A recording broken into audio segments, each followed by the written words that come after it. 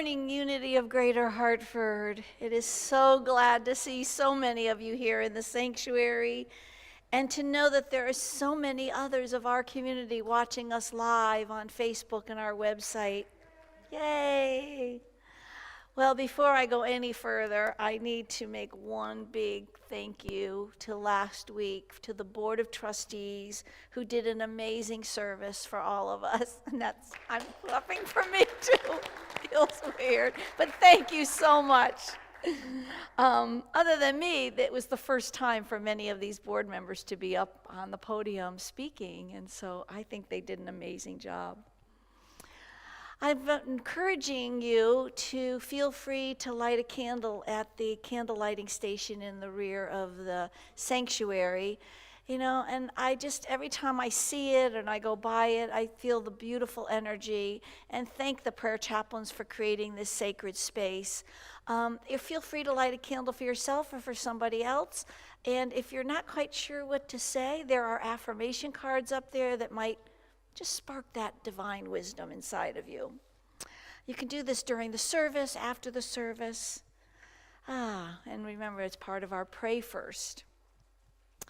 So for those of you in the church, we handed out a Sunday bulletin with words to our songs, and we just ask that you please remember to take that with you. We are recycling our songs and bulletins, so out in the atrium there is a table with the word peace on it, so feel free to leave your papers there.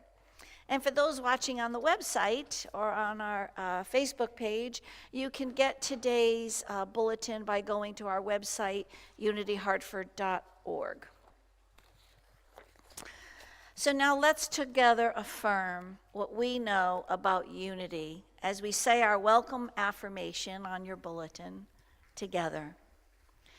Unity is a positive path for spiritual living. And here at Unity, we welcome, value, and include all people. So again, welcome to all of you and in the sanctuary and those watching on our website and those on Facebook. We invite you to make your presence known with greeting each other, sending blessings of love, and for Reverend Christine, please send up those emojis. So before I go any further, I forgot I'm up here so much, this feels kind of normal to me, but you probably noticed I'm not Reverend Christine. Reverend Christine spent last week at our convention at Unity's Worldwide Convention and got to see in person the ordination of Kathleen Kerswick and so many other Unity and our other intern, Chris DiGiorgio.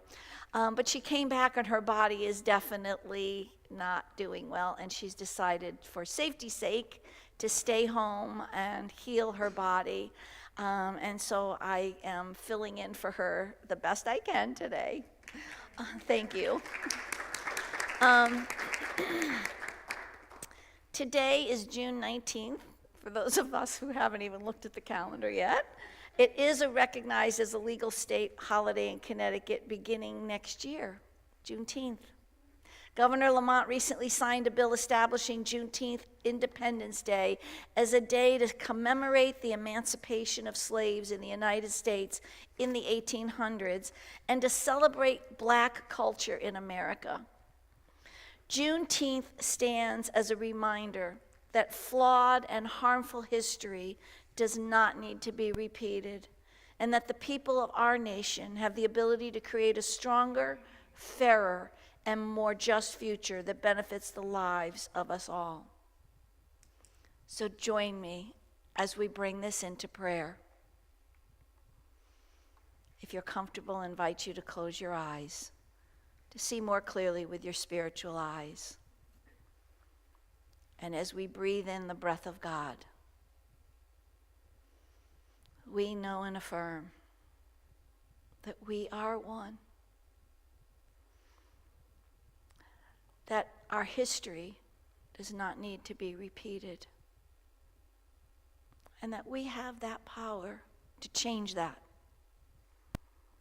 We have the divine wisdom, the faith, and the strength to create a world that works for all, as we say in our mission. And as we take into meditation for just a minute, the affirmation that we are one and that love heals all, as we go into the silence.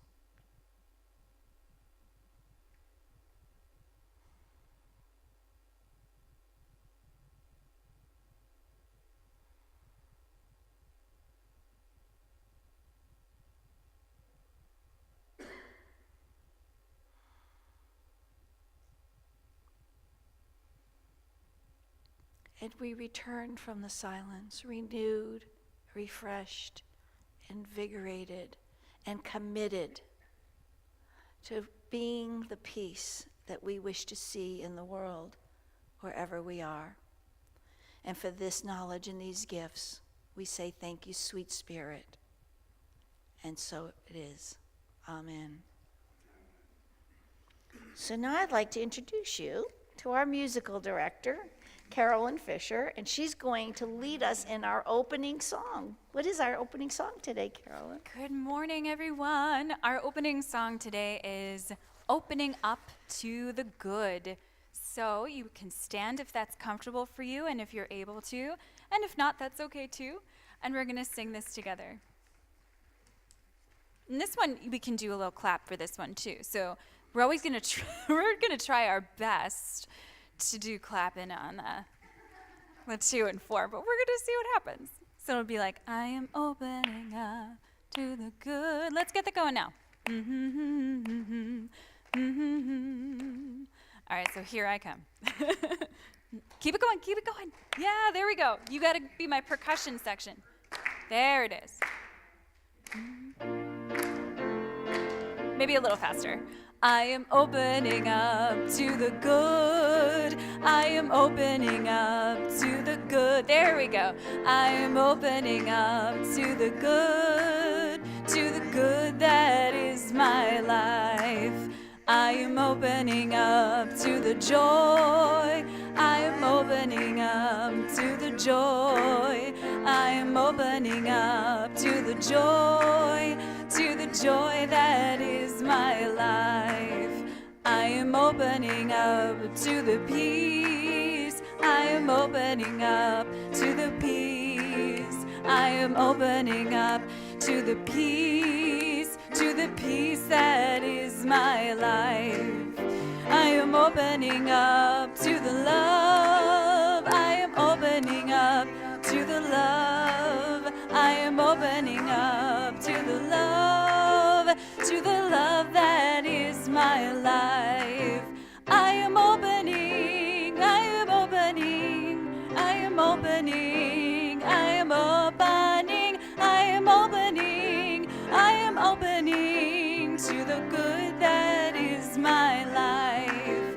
I am opening, I am opening, I am opening, I am opening, I am opening, I am opening to the good that is my life.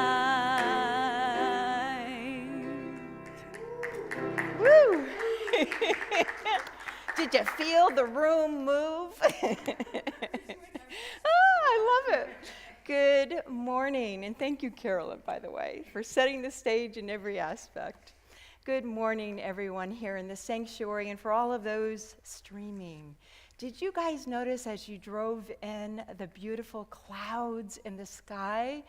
I mean, God's mysteries, I'm telling you, every day, I just was like in awe. It was hard to keep my eyes on the road. All right, let me fill you in with what's happening here at Unity of Greater Hartford. This Friday, June 24th, it's my birthday, but don't worry, we will hold a drum circle with Craig Norton right here in our Shea Community Room. And it's going to start off with a short and uplifting film that was directed and produced by him called The Rhythm of Life. And while we learn a little about drumming around the world, we will create our own drum circle. So if you own a drum, Or if you don't, it doesn't matter. Bring your drum in if you have it, and if you don't, there's going to be plenty here. The registration fee is $20, and you can register online or leave a check and cash here at the church, or even bring it at the door. Next Sunday, June 26th, we have the privilege of having Unity Minister Reverend Jim Rosemergy. He will present the Sunday service talk. And I met Jim years ago in Florida when he had his own church. In fact, I didn't realize at the time our intern, Kathleen Kerswig, was working with him. And anyhow, he's written several books, and one of his quotes that I love is, "Our race is human. Our religion is oneness, and our God is love." Oof. So tune in immediately after the service. He will conduct the ordination of our intern, Kathleen Kerswig, and we will celebrate with cake afterwards again in the Shea Community Room. The following Sunday, it's our first Sunday of the month, July 3rd, is our potluck. It's our third since we've had COVID here. So let's start thinking about what kind of delicacy you want to create or purchase and share, and let's just break some bread together again. Reverend Christine will be here, and she's going to be welcoming a musical duo. We have so much going on. And I guess their names are Armand and Angelina, and they will present the music and the Sunday talk. I'm sorry. And at noon, they will present a fun workshop to learn about the Native American flute. You will also get the opportunity to try one out as well. And again, you can register online for that workshop, or you can just come and pay at the church. All right, now it's our greeting time. We will continue to remain in our pews as we use the Gandhi blessing to greet each other. The Gandhi blessing, as you know, is meant to be a call and response. So let's stand up if able. And repeat after me. And by the way, you may want to look at people here in the sanctuary and speak to them. And for those of you online, think of the people who you want to send these blessings to. Let these words come from our heart and be released to everyone in the world. I offer you peace. I offer you peace. I offer you love. I offer you love. I offer you friendship. I offer you friendship. I see your beauty. I see your beauty. I hear your needs. I hear your needs. Our wisdom flows from the highest source. Our wisdom flows from the highest source. And I salute that source in you. And I salute that source in you. And let's work together for unity and peace. Let us work together for unity and peace. You can sit down now. Please join me in affirming our statement of faith. Together, there is only one presence and one power, active as the universe and as my life, God the good omnipotent. Amen. And the daily word. Guess what the title is for today? Father's blessings. And we affirm, I bless all fathers with thoughts of gratitude. And the message. I am grateful for fathers, grandfathers, stepfathers, and all father figures who care for children and families. I pray they are called always to follow their guidance and to act to express divine love. I envision their hearts and minds opening to receive blessings of strength, patience, and tenderness. I see them supported in all they are called upon to do and comforted during times of struggle. I pray also for children young and old as they remember their fathers. May cherished memories bring smiles and warmth, and may the love remain alive forever in hearts and minds. And for all those on a healing or forgiveness journey, I pray that divine love leads and comforts them on a path toward lasting peace. May the peace and love of God fill their hearts today and every day. And our Bible verse for today is Numbers 6:24. The Lord bless you and keep you. Again, the daily word for today is Father's blessings, and let's continue to affirm all day. I bless all fathers with thoughts of gratitude. Amen. Deborah.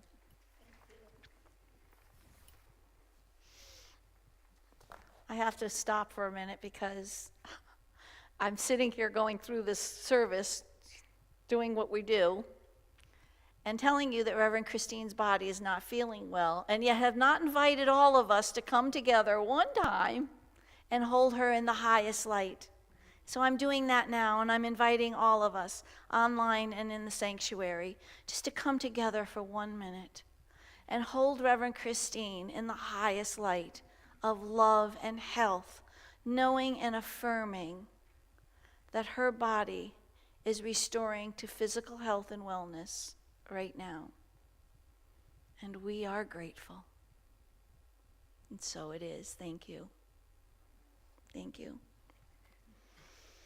I'm inviting, would the ushers please come forward? So as our ushers come forward, let me remind you that we can accept credit card gifts online at our website, unityhartford.org, and checks and cash can be received this morning by the ushers, but if you're not quite ready, when the usher comes by, there is a giving box in the back of the sanctuary. If you are online right now watching the service, just take a little note, make yourself a little note to remember to go up afterwards to give that gift of love to your spiritual community, Unity of Greater Hartford. This is the time in our service when we have that opportunity to experience and express our abundance, gratitude, love. And we know that when we freely and joyfully give, we are opening ourselves up to the unlimited potential and possibilities of the universe. So whatever amount you're guided to give, please take it in your hands and hold it in your heart and bless it with love. I'm also inviting you to take an intangible gift and to add that to your heart. It's a blessing for yourself or for others, a blessing for the Unity community. Could be love, peace, strength, awareness, joy. However you wish to bestow an additional blessing today. And let yourself, this is the key part, feel as grateful as you can to the God within you as your one true source. And then join me in our offering blessing together. Divine love, flowing as me, blesses and multiplies all that I am and have, all that I give and receive. And so it is. Amen.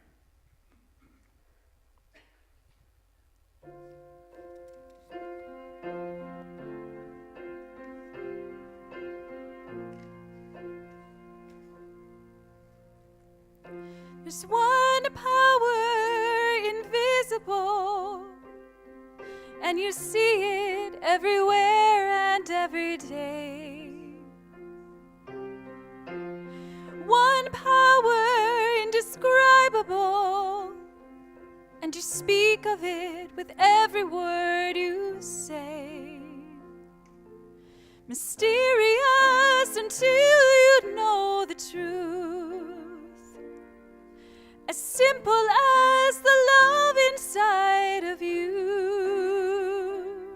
Call it God, call it Spirit, call it Jesus, call it Lord, call it Buddha, Baha'u'llah, angels' wings or heaven's door. But whatever name you give it, it's one power you can see. It's the power of the love. And you and me, one power, one power, one power.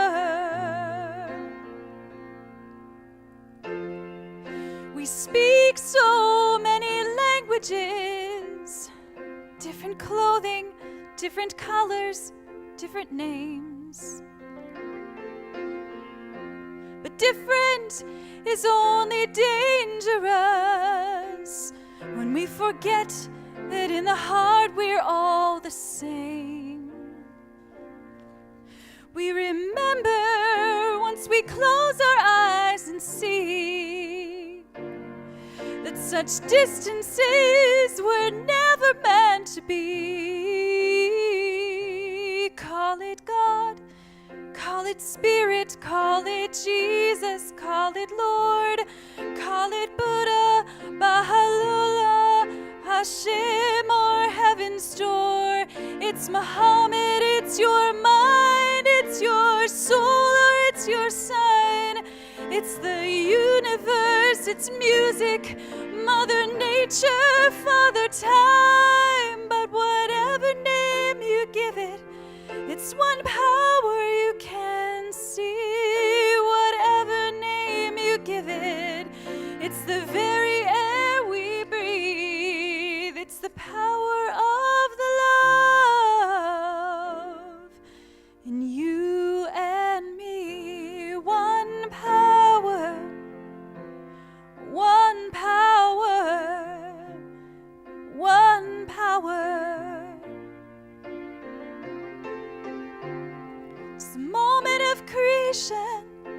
It's an everlasting peace. It's the freedom of forgiveness. It's the sweetness of release. It's the joy of inspiration. It's the sunshine on your face.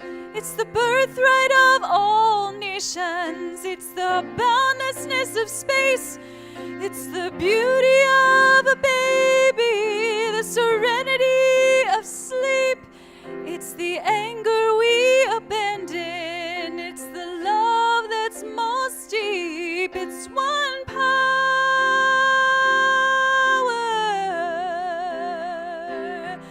one power.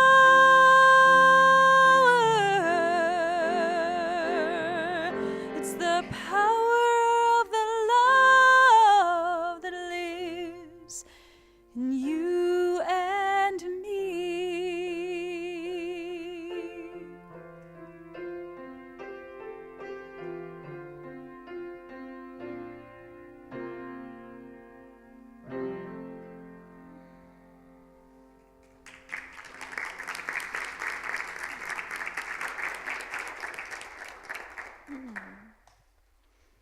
Thank you, Carolyn.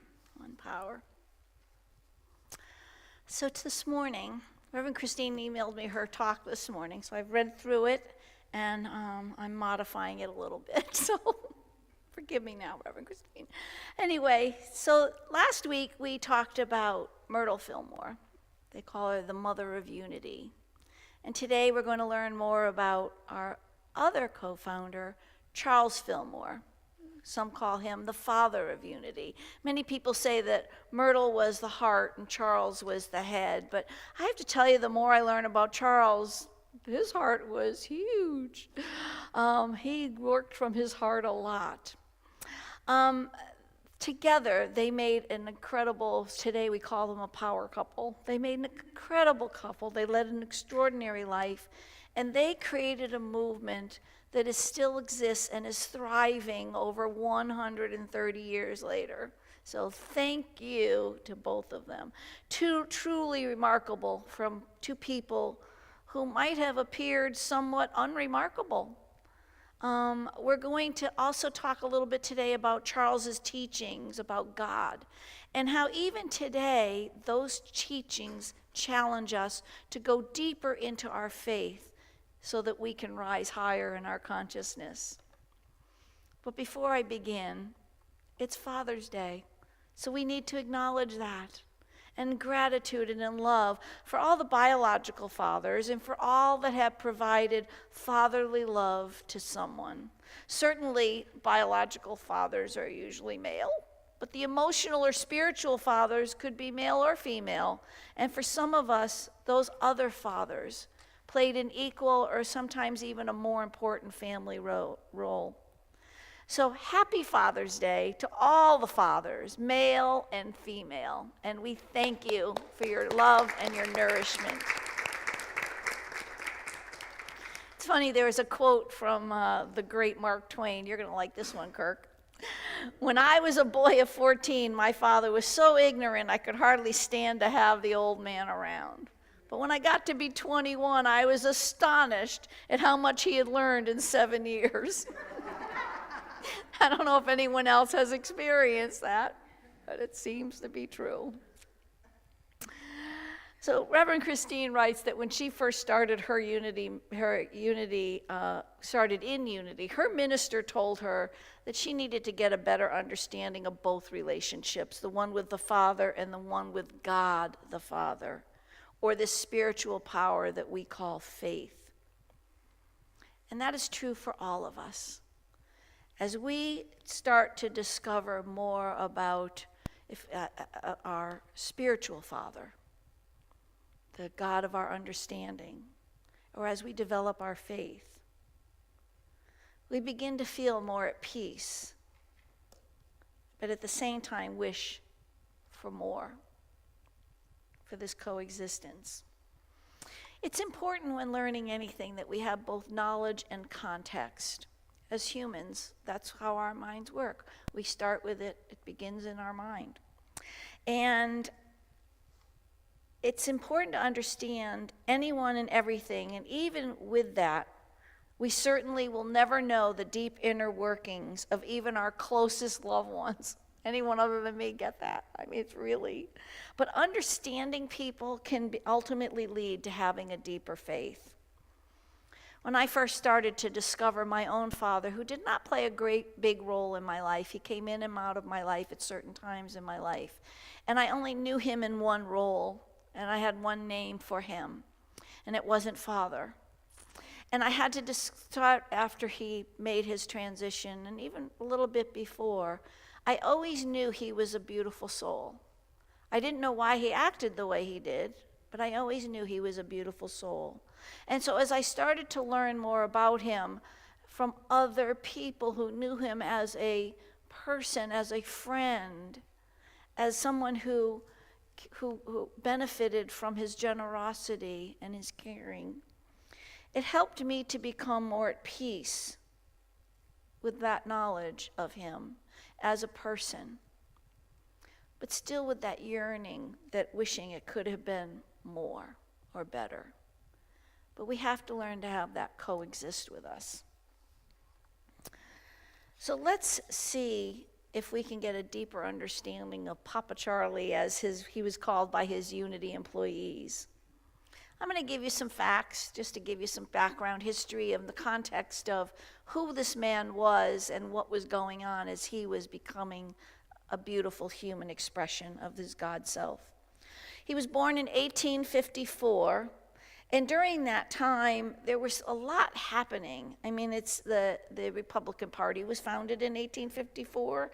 The Singer sewing machine was founded in 1854. It was discovered.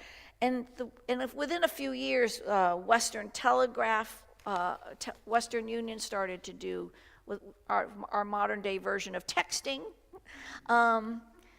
Slave ownership peaked at 5% in 1860 with the Southern whites, and 3% of Southern whites owned 5 or more slaves.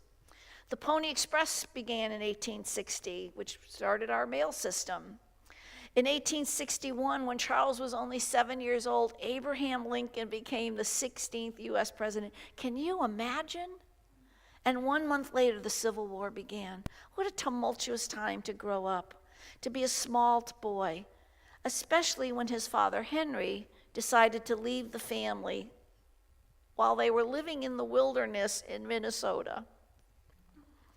It was at a time where his family lived on the Chippewa Indian Reservation. I always loved hearing that, in a cabin built by his father, who was an Indian trader. And at the time, the Sioux and Chippewa Indians were definitely hostile towards one another.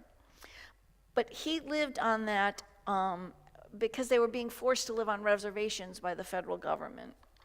And that was a very explosive time for the white settlers, like the Fillmores, who had been arriving there. However, Charles, being who Charles was, remembers it as a time of excitement because he got to mingle with the Indians and the hunters and the trappers and the travelers and all people. He was definitely a people person. His mother, who was 25 years of age with two young boys, they lived in a log cabin, one room, for a few years, and there was no church in the area, so they were brought up without any formal, what we call religion. When he was 10 years old, Charles dislocated his hip in a ice skating accident, and he suffered permanent trauma. Because you have to remember, penicillin wasn't even discovered until 1928, and this is in the 1860s, and his hip and leg had gotten infected, and they didn't even know that he was going to survive. But his mother nursed him back to health, but as a result, his one leg was always shorter than the other, and he had to wear it in a steel encasement for a long time, but it always caused him pain. Most of his life, it caused him deep pain. And then shortly after that, his brother Norton, who was 10, left the family and was rarely heard from again. So this is not the beginnings of a man that you would think that would develop such a strong spiritual faith and know his purpose and create with his wife a movement called Unity, would you? It showed me when I was reading this that, wow, just like me, look what we can be called to do. As a young man, he was always very curious. Any other curious people out there? I'm always curious about how the world works. It fascinates me. And he was always looking to improve himself. So he was working in a Minnesota grocery store to support the family. He met a friend of his mother's who had a college education and was homeschooling her son. So Charles started sitting in on those classes. And the woman introduced him to so much literature, Shakespeare, Plato, Tennyson, as well as, which became some of his favorite New England writers, Ralph Waldo Emerson and James Russell Lowell. So this whole new world opened up to him. And they questioned these writings, questioned the orthodox of Christian religion. But she also taught him grammar and writing along with poetry. And this became a lifelong love of books. And as you're going to hear in a minute, he's written quite a few books. Years later, he moved to Denison, Texas. Remember that word from last week? Who else moved to Denison, Texas? Myrtle. And he was joining that same literary discussion reading group that Myrtle was in, and that's where they met. And he had heard very clearly, Charles, this is your wife. So cool. Unity author James Dillett Freeman wrote that Charles's life had one purpose: the unfoldment of his own spiritual qualities, so that he might help others to find and unfold the Spirit within them. Wow. Anybody else feel that? Yeah. He didn't set out to create a religion or a movement, but rather to find a path to inner truth so that others could find and live their own inner truth. What is it that we do here at Unity? We're all walking together on this path. It's just so beautiful. Before and during their marriage, both of the Fillmores, as you heard about Myrtle last week, they battled illness, incredible. Myrtle had her tuberculosis, and Charles had endless physical leg and hip pain, as well as losing the hearing in his right ear and the sight in his right eye. But each of them found their own unique way and path to discover the God of their being and to use that God power to bring about their health and wholeness. First to their spiritual understanding and then to their physical bodies. So that sounds like, wow, we do this all the time, do we? It sounds kind of normal and natural. But it wasn't in the late 1800s. Then and even now, some religious churches were teaching that people are born in original sin, whereas the Fillmores were teaching that people were born as an original blessing. Some churches were teaching that God helps people, good people, and punishes bad people. Instead, we learn here at Unity that the Fillmores taught that God was all good, and therefore we are inherently good. And then back then and even now, some churches are teaching that people were inherently flawed and bad. Not the Fillmores. They taught us that we are inherently good, just like God, our Father. In his book, Keep a True Lent, in 1953, he wrote, "We have formed in our mind a far-off God who talks to us from some high mountain in invisible space, Heavenly Father. By looking out here for our God, we ignore the spark of our divinity shining in our own being." Even today, it sounds normal and natural, but how many of us really recognize that divinity in ourselves every day? How many look in the mirror every day and say, "I love you. You are an amazing, divine being"? In 1909, Charles wrote the book Christian Healing. But boy, there was a lot going on when he was writing and publishing this book. San Francisco had had an earthquake. There was a coal explosion in West Virginia. 361 people died in one of the worst industrial accidents in American history. The Model T Ford appeared on the market, and the U.S. penny was changed to the Abraham Lincoln design. Sounds very familiar with parallels going on in the world today, right? We're changing statues. We're removing statues. We've got a lot of unrest going on in our own country. Charles was writing the book, Christian Healing. Now you might think by the title of that book, it sounds like it's a feel-good book, right? Yeah, think again. This book challenges the very idea of a heavenly Father sitting on a cloud, sending gifts or thunderbolts, a God that would directly save us from without us having to do anything. Charles emphasized the importance of our own intuition and holding to logical deductions in search of our spiritual God. Charles was always interested in religion and read incessantly and without any restriction. He read about Buddhism, Hinduism, Brahmanism, Theosophy, as well as Christianity.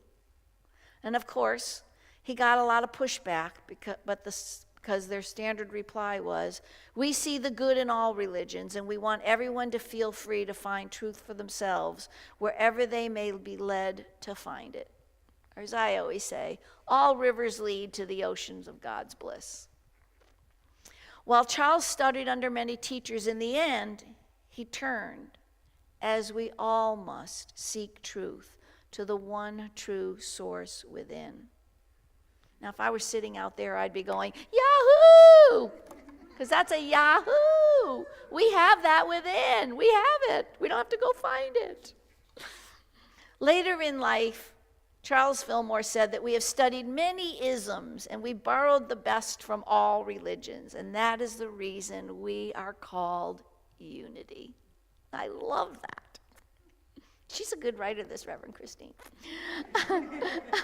While he felt that unity has much in common with other philosophies, none sufficiently emphasized the higher attributes of humankind. However, he went on to say, unity is not a sect, not a separation of people into an exclusive group of know-it-alls. Instead, unity is the truth that is taught in all religions, simplified and systemized so that anyone can understand and apply it. Wow. A few years later, in 1939, he wrote the book Jesus Christ Heals. And if you know anything about U.S. history in the 1930s, it was the time of the Great Depression, a time of severe hardship and loss. And in 1939, Nazi Germany invaded Poland. Again, can anyone see the similarities of what's happening in the world today? Read the book, Jesus Christ Heals. Nevertheless, Charles bravely wrote of a new understanding of the nature of our spiritual Father. This is where he clearly writes, God is not loving, God is love. Listen to this. This is a quote from the book, I think. Power is used by people to oppress one another, and there has come to be a belief that God is power in the sense of that oppressing capacity. It is an ancient belief that he can and does exercise his power in punishing his creations, pouring out upon them his vengeance. But this is not the character of divine power. If by power we mean force or energy or action, oppression, then we should say that God has no power, that God is powerless. Because God's power is not like the so-called power that is represented by these human activities. God is not loving. God is love, the great heart of the universe and of humankind, from which is drawn forth all feeling, sympathy, emotion, and all that goes to make up the joys of existence. Yet God does not love anybody or anything. God is the love in everybody and everything. God is love. We become loving by permitting that which is God to find expression in our words and our actions. The point to be clearly established is that God exercises no attributes except through the inner consciousness of the universe and its people. So drop from your mind the idea that God is being of majesty and power in a sense that you now interpret majesty and power. Drop from your mind the belief that God is in any way separated from you or that he can be manifested to you in any way except through your own consciousness. All of this was written by an unschooled and unchurched Charles Fillmore more than 83 years ago, in a time of great loss and upheaval. And even now, it is a challenge to understand, accept, and live these teachings. This book and the other 12 books were written by a bold and courageous mystic and pragmatic being. Papa Charlie was a remarkable spiritual being, creating and living this human experience. So for this Father's Day, it is our hope, Reverend Christina and mine, the gift of deeper understanding of Charles Fillmore and his teachings about the nature of God, especially placed in historical context. I'm hoping that was helpful and even enlightening. I hope you can see him as a real person with ups and downs in his life and the one who pointed to the way.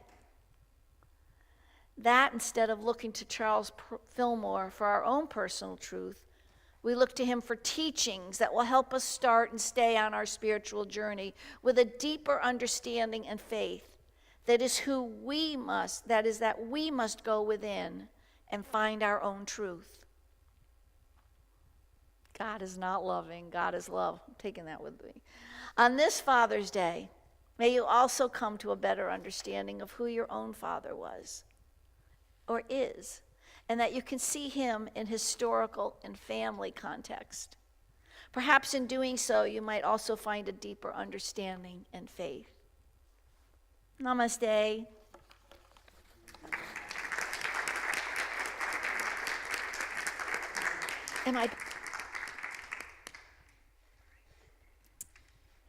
Thank you, Deborah. You did it. Yeah. So now let us sing together the Unity Peace song.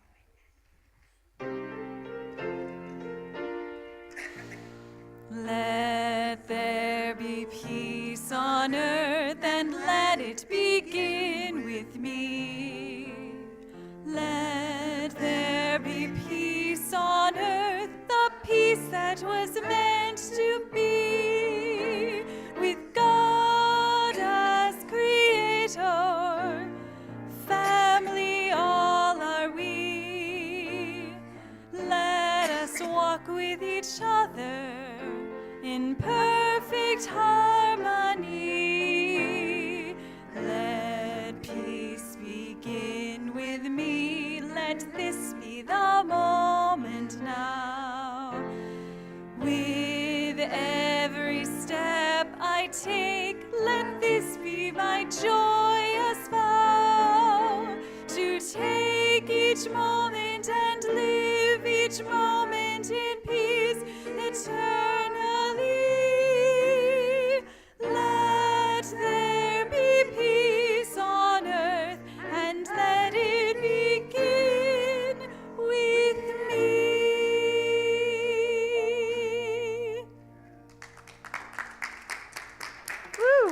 Thank you, Carolyn, and wow, Deborah and Reverend Christine, that was just so beautiful.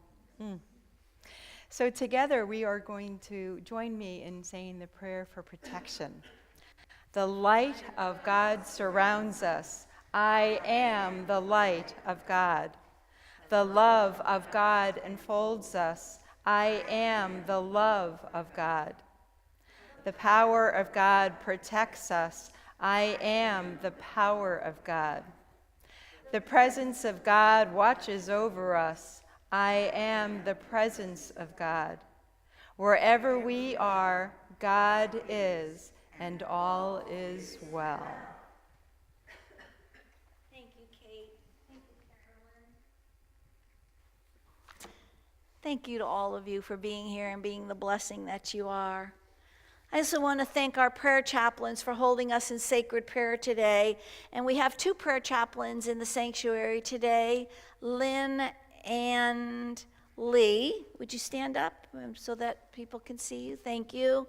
They're going to be here in the sanctuary after the service to pray one-on-one with you. If you're not sure how to do that, just walk up and say, I'd like to pray, and they'll take it from there. You may also email your prayer request to prayerrequest@unityhartford.org. That email comes into the prayer chaplains where they hold it in sacred space and light for 30 days. And if you're in the sanctuary, there is a prayer request card that you could fill out, and with a prayer box at the back of the church. Those cards are put into that box for 30 days, and then they go on to Silent Unity for another 30 days. Now, there's a lot of people that helped put this service on today, and I'm going to try to remember to thank all of them. First, I'd like to start with our live stream team, Jim, Angela, and Tony. Thank you so much. I know Ingrid was a greeter, but I don't know who else was. Didn't write it down. Who was with you? Do you remember? Julie! Yahoo! Thanks, Jewel. And we had the ushers, Rob, and the infamous Donna. Marshall, thank you, Donna. And I know that I'm sure Christine was in the kitchen, and I see Georgine there, and I see Jocelyn. And thank you all for setting up hospitality. And I invite all of you to join us after the service to have some of those goodies. Now, is anyone here, yes, Lee?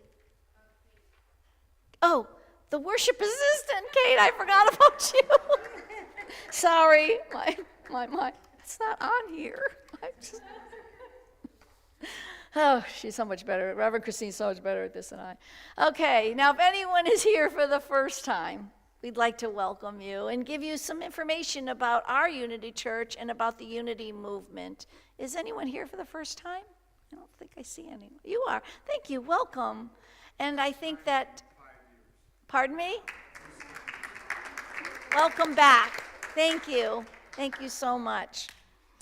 And if anyone is online that is new here and you'd like to get that same packet of information, please send an email to our office manager, officemgr@unityhartford.org. Include your home mailing address, and she will mail that package right out to you. I want to just remind you that Reverend Jim Rosemurgy will be giving the talk next Sunday, but our own beloved Reverend Christine's going to be here in all her glory doing all the other stuff that goes on. And the church is going to provide a celebration cake to enjoy after the ordination ceremony. So if you want to, it would be really nice if you all could bring us a little extra food, make this really extra special for Kathleen. I do want to remind people who don't know that Kathleen went to the Unity Worldwide Convention this past week with Reverend Christine, and she and many others. I watched it online. I think a few of us did. It was amazing watching them getting their blessing or their ordination and their graduation. But the day she left, her dad made his transition. So I just ask you to hold Reverend Kathleen and her family in the highest light as they start to process that. And let's help her celebrate. It takes years and years to become a Unity minister. It's a lot of work. So let's help her celebrate, and let's bring in a little extra food. So that also we can have Reverend Jim and his lovely wife Nancy will fill them up we'll fill them up both spiritually and physically as they start their drive back to Georgia. So if you can help with that, that would be great. After the closing song, it's okay to leave the sanctuary. In fact, we'd really like you to leave quickly and quietly and go and get some goodies so that the prayer chaplains have that space, that quiet space to pray with pray with others. So, and then after the closing song and you leave, we're also going to, Carolyn does play a couple of minutes of piano afterwards until there's a little lag time between we go offline. But you can leave after the closing song. You don't have to sit for the piano if you don't want to. All right, so we've got a closing song coming. I think I've got everything checked off here. Carolyn. I think you got it. You did it. As we said, thank you, Deborah. All right. So the closing song today, in light of Father's Day, is called Father and Daughter by Paul Simon.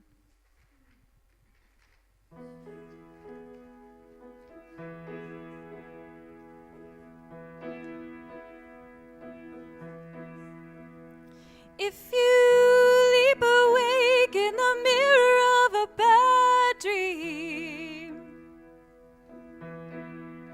and for a fraction of a second you can't remember where you are, just open your window and follow your memory upstream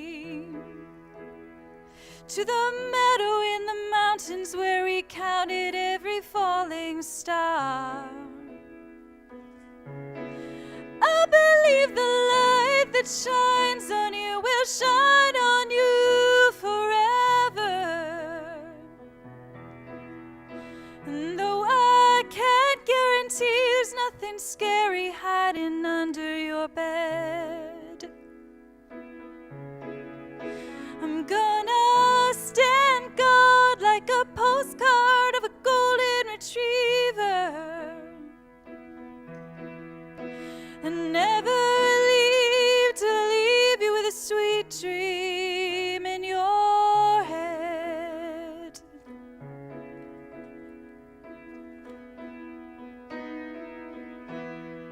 I'm gonna watch you shine, gonna watch you grow, gonna paint a sign so you'll always know, as long as 1 and 1 is 2. There could never be a father loved his daughter more than I love you.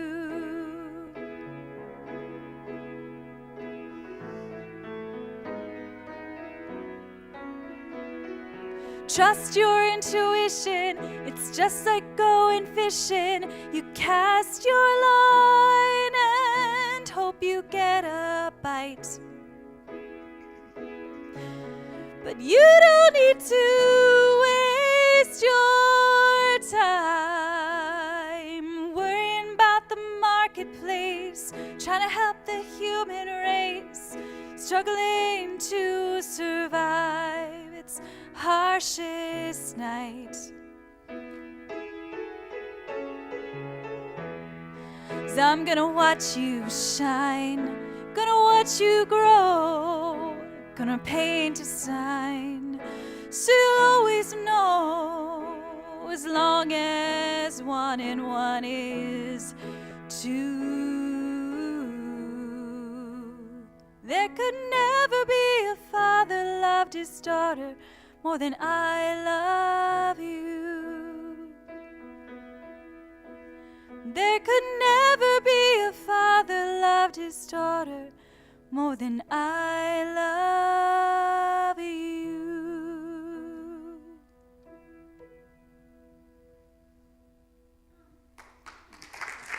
It's such a sweet song. Thank you. Thank you so much to everyone for joining us today, both here in the sanctuary and online. And we hope you'll join us on Wednesday evening at 7 p.m. for our meditation service that's held live on Facebook. And we look forward to seeing you next Sunday for a special Sunday here at 10:30 a.m. Again, right in this sanctuary or online. And have a wonderful week. Enjoy the beautiful day.